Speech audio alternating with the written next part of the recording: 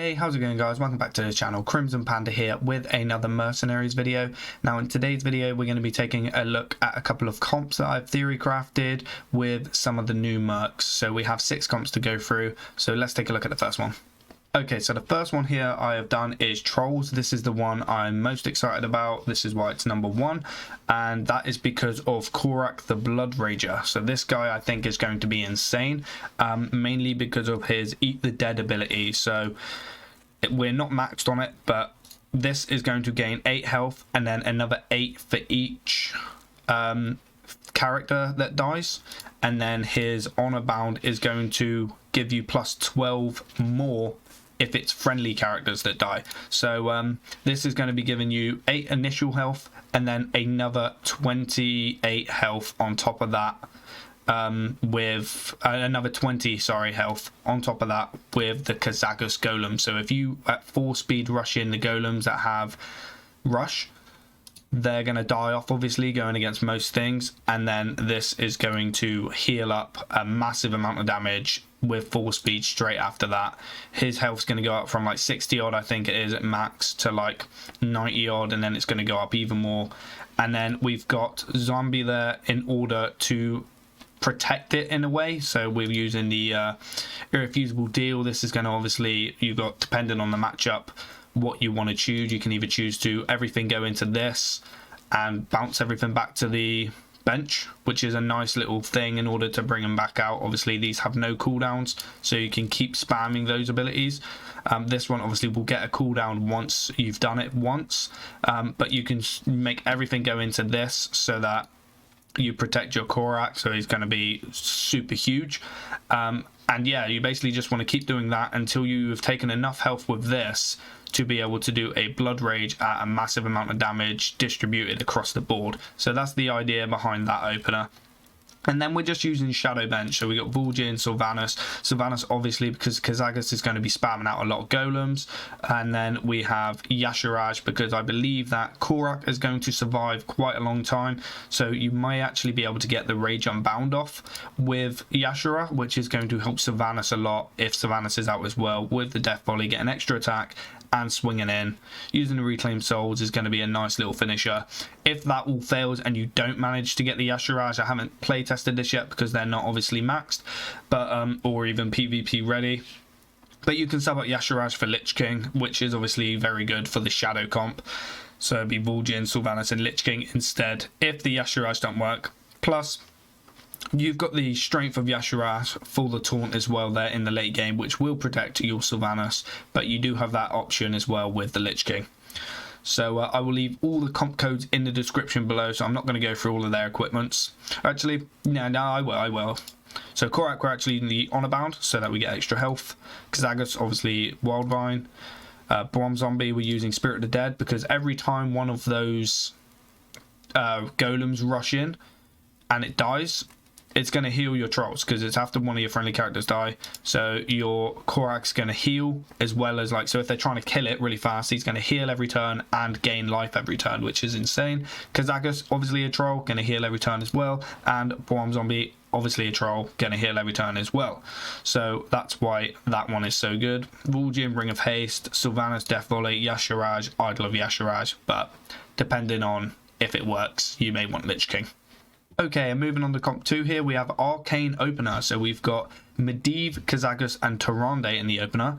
And then once again the Shadow bench, because Shadow is a solid bench. Obviously this will tweak depending on how the openers go. This is just a rough sketch that because we're using Kazagus golems a lot, Sylvanas is good, and then you just want to put Sylvanas with stuff that obviously works well with it. So that is the idea here while we're using the Kazagus golems. So the way this comp works is we have the Medivh's Locket. So Medivh's Locket, obviously after you summon a minion, give it +2/+2.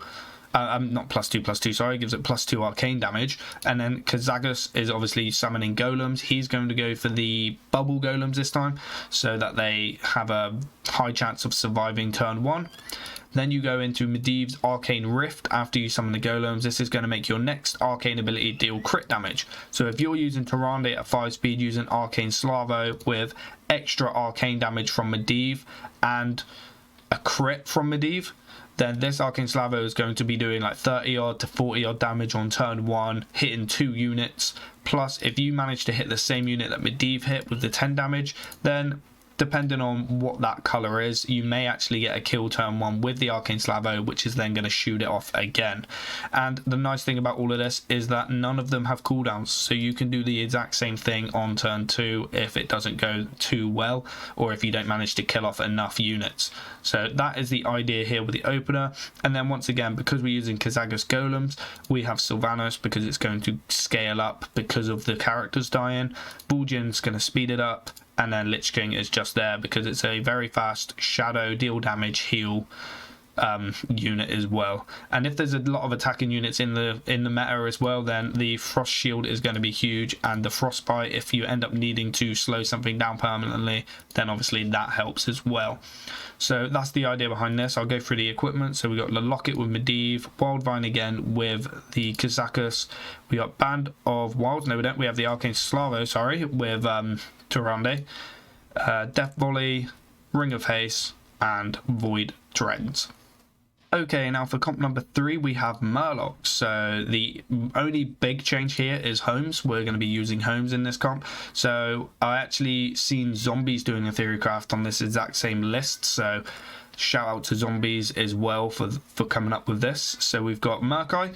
So we have Murkai obviously doing his bubbly wand, which is going to send all of your mercs in and do divine shields and stuff. So we got homes. We're going to be using the little tool up the side here as the equipment that I haven't unlocked. So we're going to unlock this equipment, the paid up front. This is going to refresh all of Holmes' abilities, allowing you to use Elementary on turn 1 or his and the Killer Is on turn 1. I prefer Elementary because Elementary you can actually send in Finley. You can give Finley a divine shield, and then he is going to attack with the Adventure Awaits, plus the Murkai is going to attack, already going to get a divine shield, and then it's going to send all of these Murlocs back in, attacking into units as well. So that's the idea here. We're just using Holmes as a little bit of a protective unit at the start, and then in the late game, depending on how he goes, we then have And the Killer Is to be able to choose a prediction depending on what the comp is left on the opponent's side. If it's really quick stuff, you can do 32 damage twice to like a really fast caster, really fast fighter, or you can do, you know, the 16 damage and then another 16 damage to any other unit, depending on what prediction you use.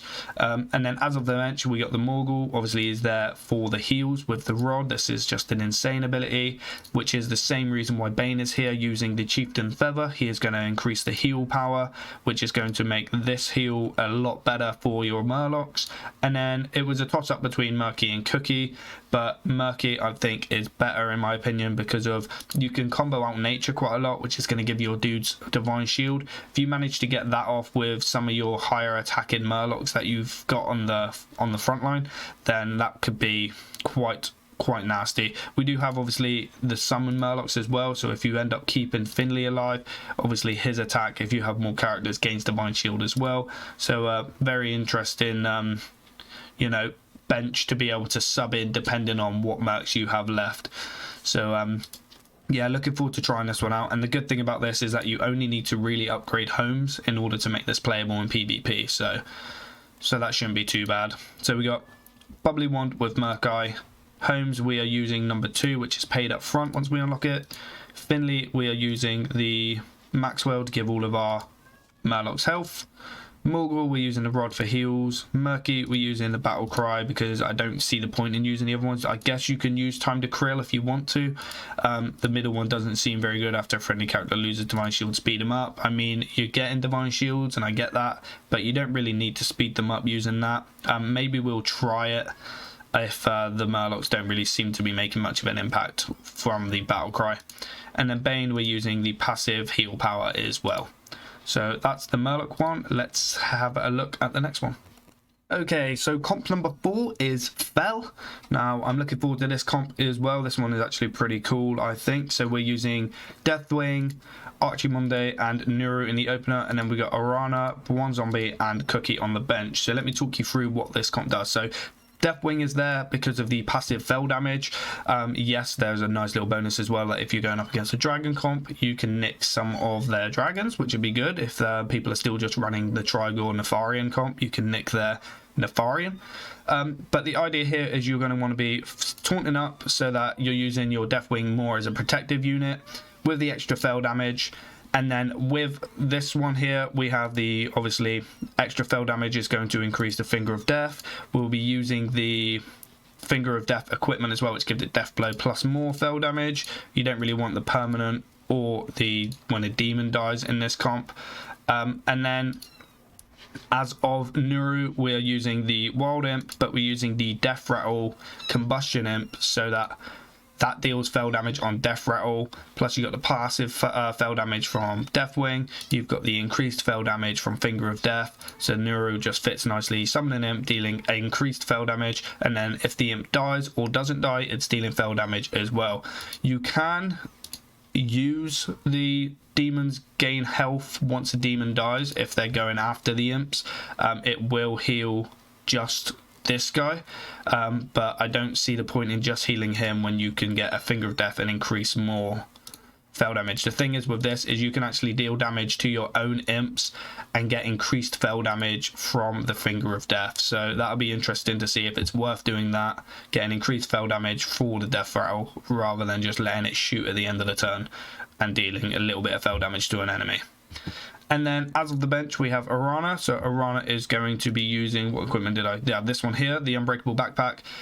Once again, gains fell damage for each elf, demon, night elf and demons. So we're hopefully going to still have this guy out so that we will get increased fell damage once again when Arana comes out. We're assuming that Deathwing is going to be the first to die off because it's going to have the taunt, plus it's going to be the red unit. If people are using blues, they know they can crit it, they might kill it straight away. Yes, we'll lose the fell damage from him, but we will gain what we lose from Arana. So it keeps the fell alive a little bit longer. And then we also have deal 12 damage, which is fell, set something to 0, so very good for a fighter. And then the Acrobat also has the fell ability as well, dealing damage, switching places, doing a longs in type thing, but with fell. And then, yeah, the edge cancel is just a 6-speed punch retreat. So, as of the bench, even more, we have Brom Zombie, so he is there because of the deal again. He can protect your other units by making everything going to this. We can bounce back our bench if we want to be bringing someone out, bounce back everything to just bring stuff out. He also has a Binding Contract. Once this is upgraded, it's going to deal 90 damage plus the initial 12. So if he is going to die fast, then the idea is to kill off something when he dies, so that's the reason he's there. Also, he resurrects something as well, so if you've got Arana and you got like some demons and say your Nuru dies or your Arc dies, then it's going to resurrect a friendly merc that dies. The good thing about this is it only resurrects a merc, it's not going to resurrect imps because they're minions. And then Cookie on there, I couldn't think of anything to put in Cookie's spot. Bane might be a good one, but for the time being, just to keep the opener alive, because that's the fell package, we're using Cookie with the appetizers. So I'll just go through all of the equipments once again. So we have Demon Soul, and then on this one we're going to be running either the Finger of Death, or if you do want to and you don't want to go after that, you can use the gold coin. Nuru, we're going to be using the Combustion Imps. Arana, we're going to be using the Unbreakable Backpack. Brom Zombie, we're going to be using the Resurrect a New Client. And then Cookie's Appetizers. Okay, next up we have a nature comp. Now this is courtesy of the Fighting Pit again. This is the comp that Wizard Beast and Zombies were going through on their Theorycraft, and I really enjoyed it. Wanted to include it in the video because I think it has some great potential. So we're using Ysera, Yulong and Malfurion in the opener, and then on the bench is Medivh, Longzin and Khadgar. So it's kind of like a nature arcane type package. So you're using nature to start with, so you got your Ysera, obviously casting dream stuffs, which are just broken dreams. They're like dealing quite a lot of damage, especially in a nature comp if you can scale. Yulong obviously has the ability to scale for each friendly dragon, so we're using the Pearl of Yulong to prevent any damage coming to Ysera and Yulong, or not Yulong because it's with other dragons, mainly Longzin and Ysera, so it protects Ysera a little bit longer, and then Ysera is protecting the other dragons with healing them up and also using your dream cards and making them quicker as well. And then Malfurion is there with his Light Roof Staff. He is going to speed up Ysera, Yulong and himself, and he's going to heal while he does it, so just a very good inclusion there. And then because we have a couple of dragons on the opener, then Longzin is coming in with Band of Bursting Novas. For each beast dragon that dies, he gains arcane damage, which is obviously going to help with Medivh and Khadgar. So Medivh is obviously going to come out. He's got his Arcane Rift dealing arcane damage, and he also has his he's going to give all your casters extra health as well with his equipment. Khadgar's going to come out dealing damage with this arcane ability and upgrading Blizzard for a root the following turn as well. So just a nice little synergy package with the dragons and arcane. So very nice comp. It's definitely different, using the arcane in a different way. Maybe Tyrande is just still better in a comp like this, but it's nice to see that we're getting use of some of these new mercs. So let me go through the equipment. So Ysera here is running the Vengeance, which is Violent Breath deals 2 more damage, which will obviously be more. Yulong is using the Pearl of Yulong. Malfurion, the Light Roof Staff. Medivh is using the Unstable Ruins so that you can get the counter on the first ability. Really strong this is going to be, and I believe it is going to be the enemy ability. And then we have Longzin with the Band of Bursting Novas, and Khadgar is going to be using the Bacon, which upgrades our half fire on turn 1 as well. Okay, now moving on, we have another demon build. Now this is Demon Summons, so this is one that I've come up with. This is where we're going to be using Cho and Neuro and Jaraxxus to try and work together, keeping some of the minions alive a little bit longer. So Jaraxxus, Cho and Neuro in the opener, and then Sylvanas Holmes and Archimonde in the bench. So the idea behind this comp is we're going to be using Fel Inferno. So Felcore gives your Fel Infernos plus 3 more Fel damage, so it's going to come out at 4 speed plus 5 Fel damage. Then Nuru is going to be using Command Demons. So Commander Demon is going to obviously be bringing out an Imp. We are going to be using the Jumbo Imp with this equipment, so that they come out at 30 health. And then we'll be using Cho's Patience to try and increase the Imps even more and keep the Infernos alive as well. Cho is obviously using the Sash of Scrolls so that the minions take less damage as well. So that is the idea here. And then we're going to be using the Implosion to blow up one of the Imps, dealing damage 3 times to random units like Varden. I imagine that is how that's going to go down, plus the extra Fel damage from the Burning Legion, Fist of Jaraxxus potentially as well, or it might be worth just spamming the Fel Infernos. I know for a fact we're going to be spamming Patience to try and keep those Jumbo Imps alive, and summoning one every single turn with this, or at least for 2 turns. We're going to have 2 Imps to be able to blow up, dealing quite a lot of damage. So I'm really looking forward to this comp. It's going to be a very fun demon build. Hopefully it does work out and it's not just going to be not great, but we'll see. As are our bench, we have Sylvanas, Holmes and Archimonde. So we got Arc, so that we can increase the demon package. We're going to obviously be bringing him out once potentially Cho dies, or Jaraxxus, or Nuru. I'm not sure which one's going to die. I haven't playtested it. It depends what people obviously go for. Probably Cho, being afraid of the scaling of the minions. But this is going to come out. Jaraxxus still at 4 speed is going to be able to give you plus 5 Fel damage. So these are going to be pretty good, especially the Reign of Chaos. This is going to do 8 damage, plus increases your Fel speed abilities as well by 1. So going to be really good to be able to get some of those Fel abilities off faster, because it's quite hard to get them off pretty quickly at the moment. We're going to be using this equipment again as well. The Finger of Death gains Death Blow plus 1 Fel damage. This is obviously going to be increased, but it's pointless using the other 2. The permanent Fel weakness isn't great because we're not really using the Doomfire, I don't think. Maybe once, depending on our position, like if we need something quick. And we're not really needing to heal up demons as such, because by the time this comes out, Jaraxxus probably will die. He's the only other demon really in the comp. It's just the summons that you might be able to protect, which will probably die off before show, or we'll kill them off ourselves anyway. And then we're using Sylvanas because there's a lot of summons in the build, just a staple unit. And then we're using Holmes. Now Holmes in this comp is going to be protecting Sylvanas, so once Sylvanas comes out, people obviously want to kill it straight away. Reclaim Soldier to 10 speed, there's no way of increasing that, so it's going to be a 10 speed. So Holmes is here so he can elementary, give the character Divine Shield, and yes, if they end up popping the shield, Sylvanas will attack something. But if we've already managed to get a Reclaim Souls off before Holmes even comes out to give her the shield, then she's going to be quite meaty going in for an attack anyway. So it's kind of like a 50-50 depending on the match, if you're going to be, you know, having a big Sylvanas or not really. Like, if you want one before Holmes comes out so that Holmes can benefit from losing the Divine Shield and sending her into attack, but also you are just using it to protect her from one ability or one attack. So that's kind of the idea here. I'll run through the equipment. So Jaraxxus is using Felcore, Cho is using Sash of Scrolls, Nuru will be using the Jumbo Imps in this one, Sylvanas is using Death Volley, Holmes will be using the Summon, no, it won't be using that, it will be using...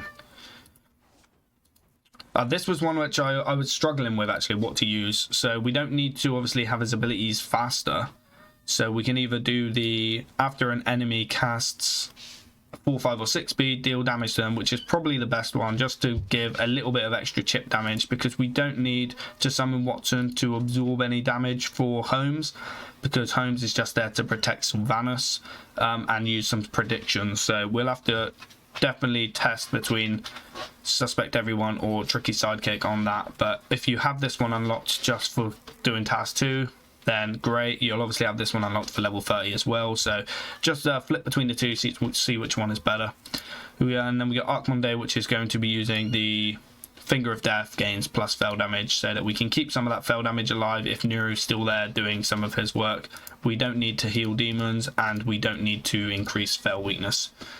Okay, so that was it for the 6 comps that I wanted to share with you guys, give you something to work towards. I hope this video helps.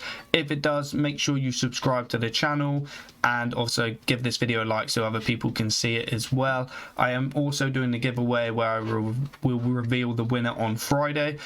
There is a link either in the description below or at the start of this video. There will be a pop-up. Please head over and make sure you leave a comment on the video of the giveaway so that I can enter you into the draw. And good luck, and I'll see you in the next video.